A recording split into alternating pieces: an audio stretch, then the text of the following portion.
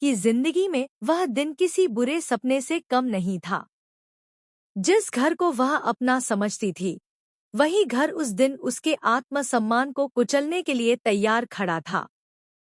पूरे परिवार के सामने, रिश्तेदारों और मेहमानों के बीच अनु को अपमानित करने की साजिश रची जा चुकी थी।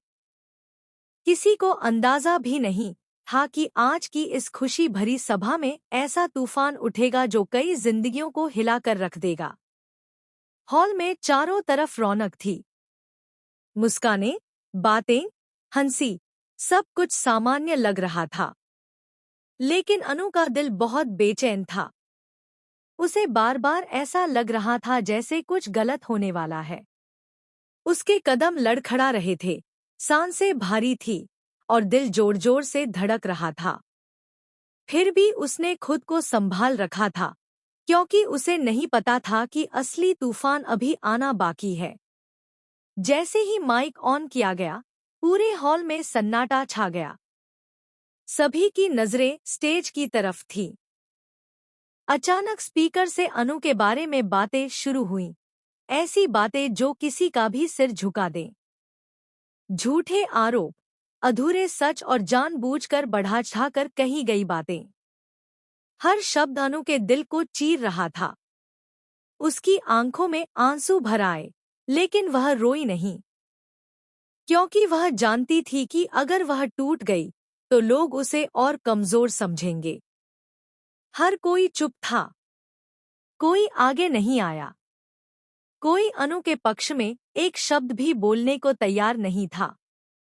कुछ लोग मजे ले रहे थे, कुछ तमाशा देख रहे थे और कुछ जानबूझकर आंखें चुरा रहे थे। अनु को लगा जैसे वह इस भीड़ में बिल्कुल अकेली है।